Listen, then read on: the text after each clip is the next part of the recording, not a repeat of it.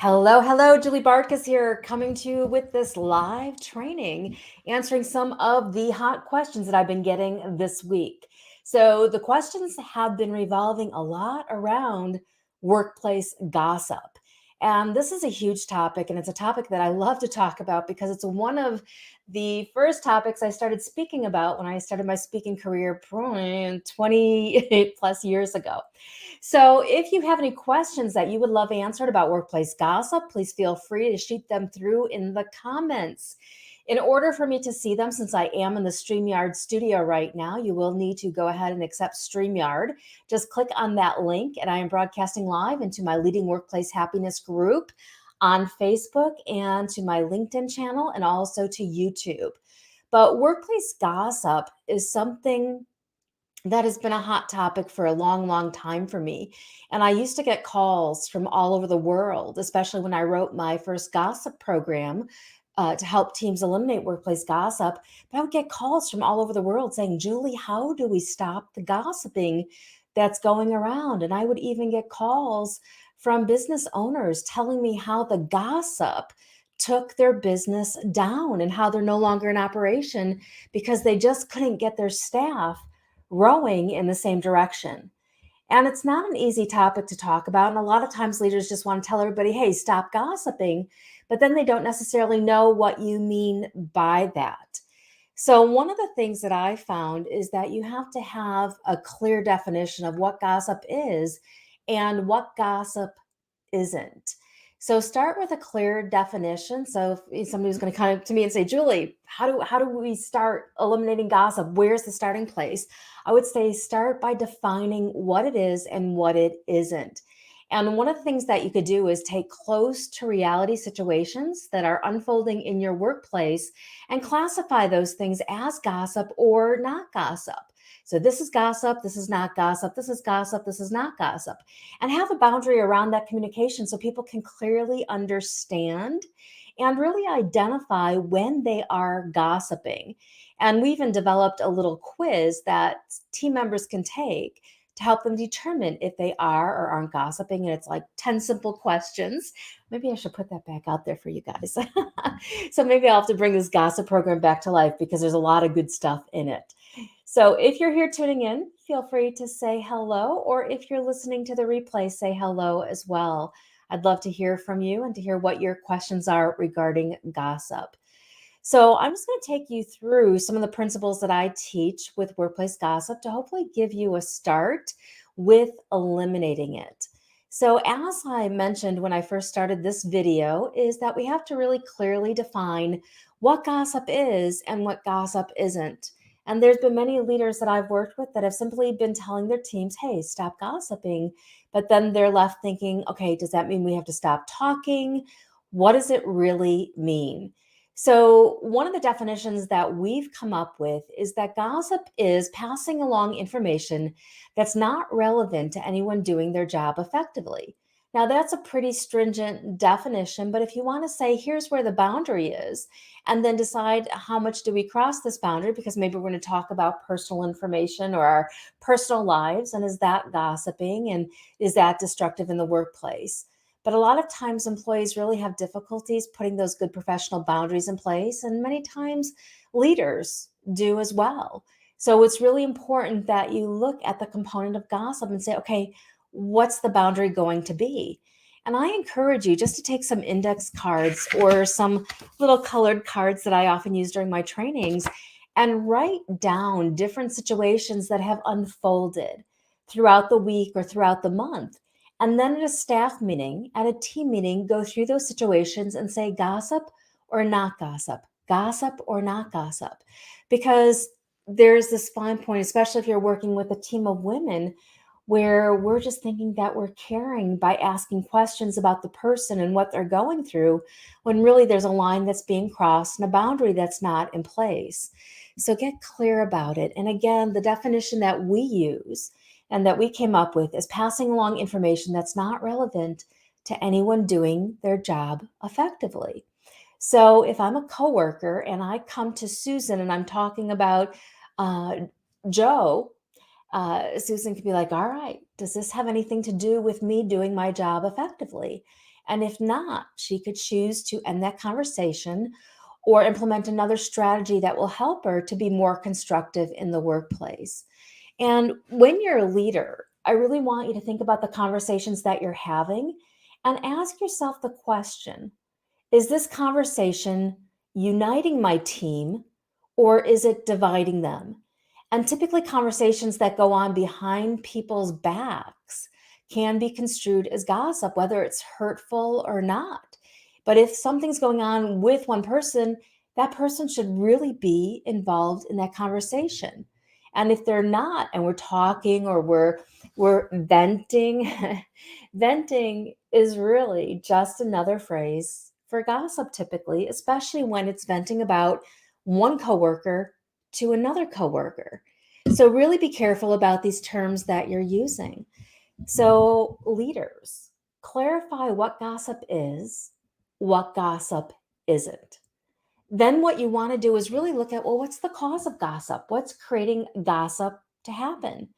And I tell you what, even if you were hiring somebody who is exceptional at breaking the gossip chain or walking away from it or whatever you identified as her strategy, and you put that new team member in with a group of people who are gossipy, it's going to be really incredibly difficult for that person to abstain from the workplace gossip that is already a pattern in your workplace. So it's best to have a really good initiative to be breaking the gossip chain before putting a new person in. And there's some simple things that you can do, some simple trainings that you can do with your team to really help them become aware of what the destructive impacts of gossip are. Number one, that's what I would include in the training.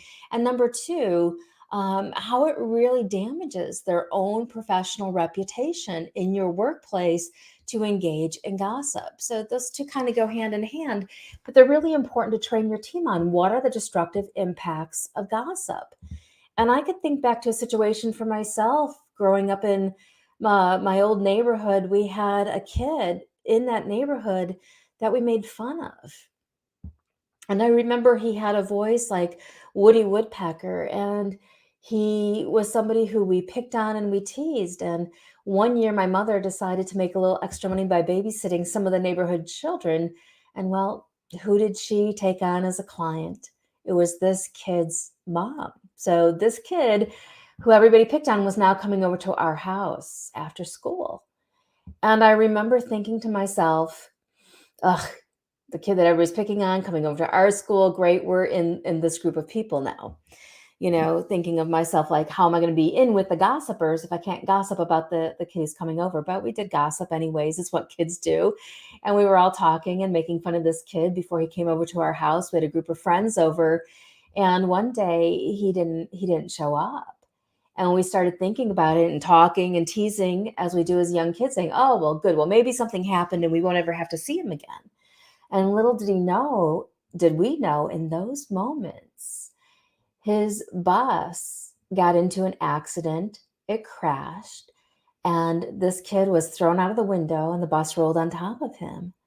And the things that we were saying that very afternoon came true about never having to see him again. And the next time I saw him it was just a picture of him on top of his casket going to his funeral, and thinking in my heart, all we ever did was make fun of this kid. And as I progressed through life, I thought about the situation a lot. And I thought about different professional situations also, thinking about how our words have a lifelong permanent impact on people. And we could say it sticks and stones may break my bones, but your words, will never hurt me. I really think that it sticks or stones may break my bones, but your words will leave a lifelong impact on me, right? If we tell somebody we believe in them, it's going to be one impact. And if we tell somebody else a clear message that they're not good enough, or we're going to pick on them or make fun of them, we're clearly sending them another message. And I'm sharing this story with you because this is how gossip number one has impacted me from a very young age, thinking about, I can't take those words back. And this is part of the training that you can do with your team, is to really help them understand how their words are not retractable once spoken. And the interesting thing to me is that a lot of times when we tell people, like, hey, this is how I feel about so and so and so and so, but don't tell them, that now we've left an impression on the person that we're gossiping to about the person that's not even present. And we left that impression on that person. And now, even if our feelings change about that person, the person who we gossip to is going to be left with that negative impression that may never change. So there's a lot of destructive impacts to talk about when it comes, and how it really impacts your own productivity, your own opportunity to professional, your own opportunity to reach greater levels of success. Because it's not easy carrying it around with you when you know you made fun of somebody and then their life changed for the worse. Well, it's a pretty hard situation to deal with, right? But I learned a lot from that. And I learned how much our words truly matter. And I learned that if I'm going to use my words to impact anybody, it's going to be in a positive way these days. It's going to be for a belief in them. And again, this is part of the training that you can do with your team, where you have conversations about the destructive impacts of gossip. Because gossip is a habit. Gossip isn't something that's easily broken by saying, don't gossip, be constructive, be nice. It's not easily broken by that.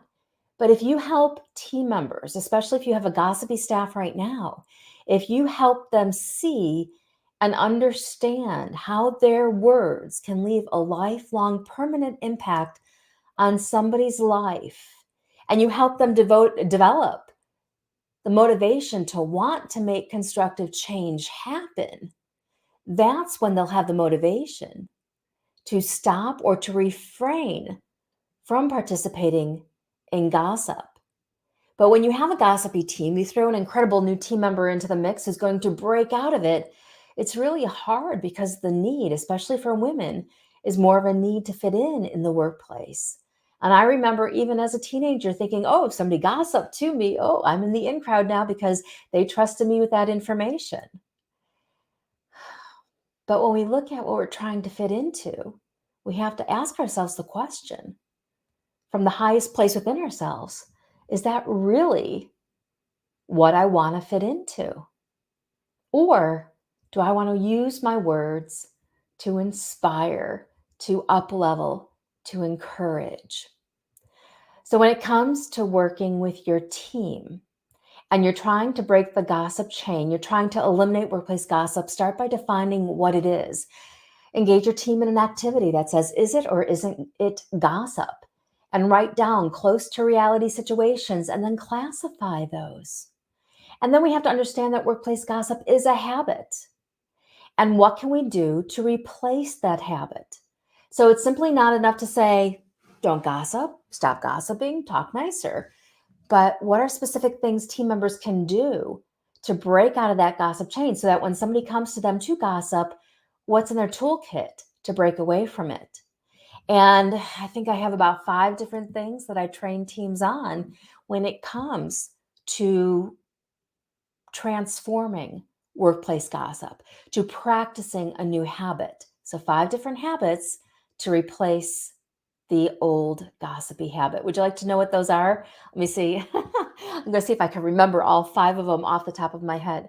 So, one of the first ones that we train teams on is the power of a compliment. So, when somebody comes up to you and they start gossiping with you, you could say, oh, wait a second. I just heard something about you the other day, and I want to share it with you. And what you do is you point out the positives, you pay the person a compliment. And you got to think, would this person really rather talk about this gossipy negative situation, or would they rather hear a compliment about something they did that was right, something that they did that was impactful, something that they did that will gain attention in the right direction of the professional reputation they truly want to project? So think about that, pointing out the positives. That's one of the first new habits that we build, is looking within each one of our team members for the positives that each other's displaying. What's the positive? What's the positive? What's the positive? And if we could truly get to the point where we're seeing all these different positives, the negatives become less of an issue. So that's one thing. Another way or another habit to build is one of changing the subject. And this one's a little bit tougher to master because it involves really changing the tables on the person saying, hey, you know what? I'd really rather not gossip. Can we talk about this instead? So basically, you let them know up front, which is another habit. So I'll mark this as like 2 and 3, is really to confront the person directly about the gossip that's going on and to say, I'd really rather not gossip about this person. How about we talk about this? How about we talk about how we can help the person? How about we talk about what we like about the person?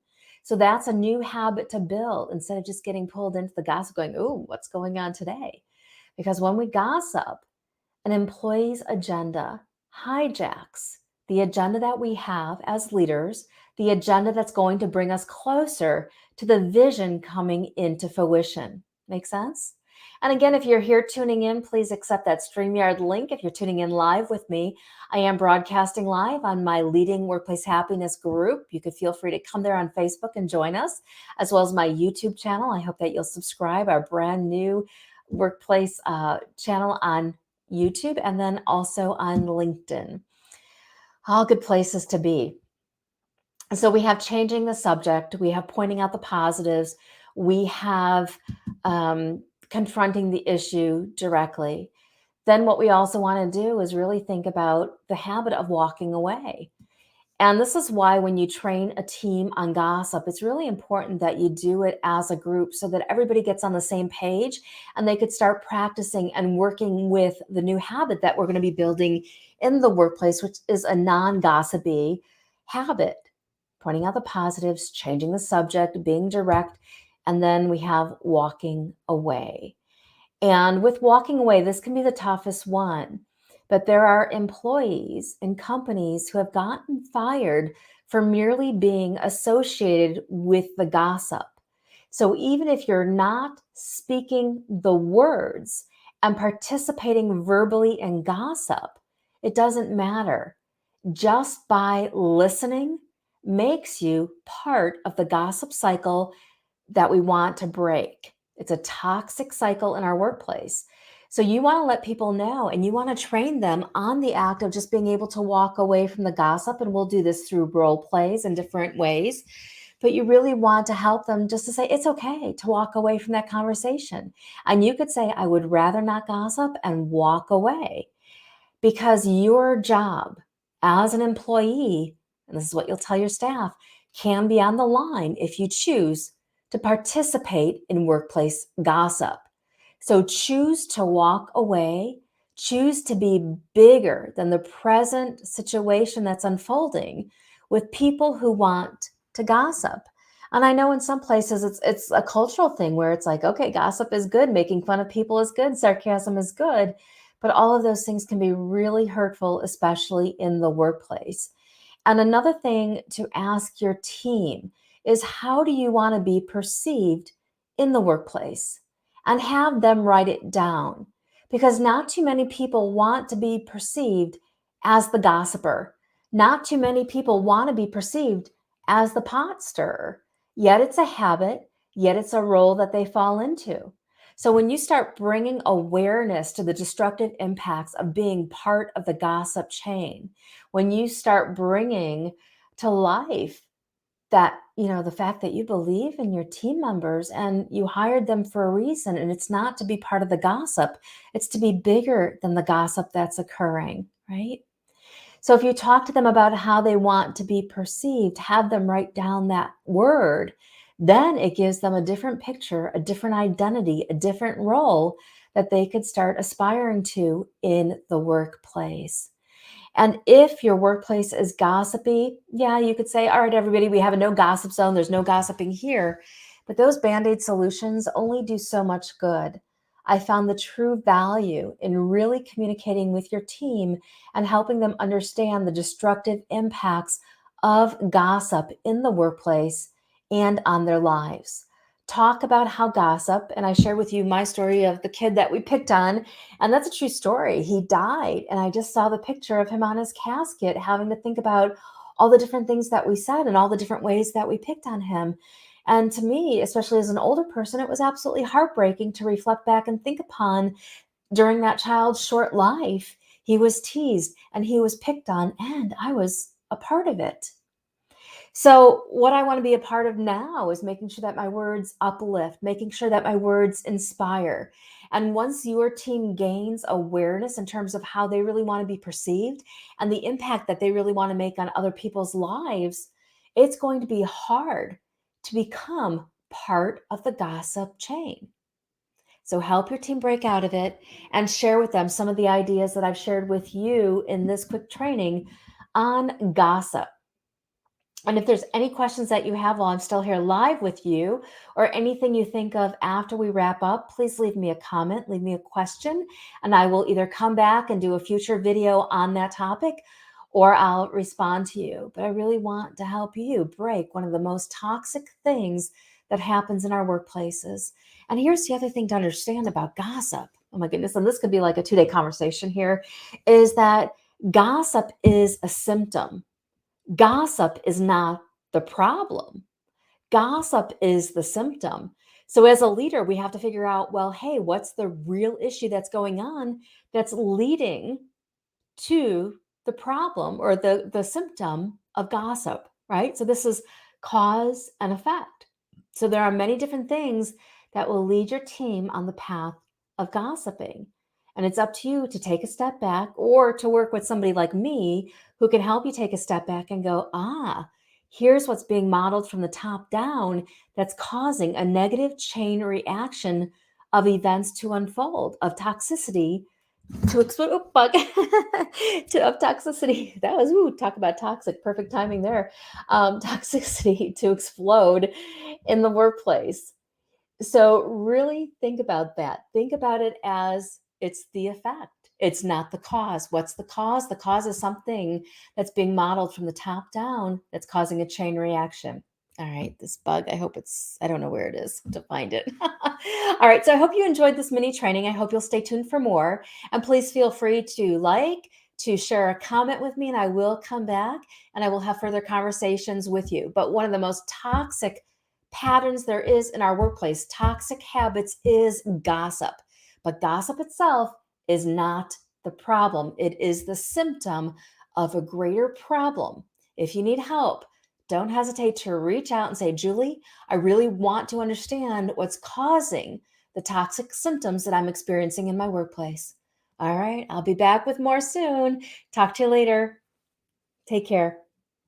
Oh, and join us. Facebook, Leading Workplace Happiness, my new group.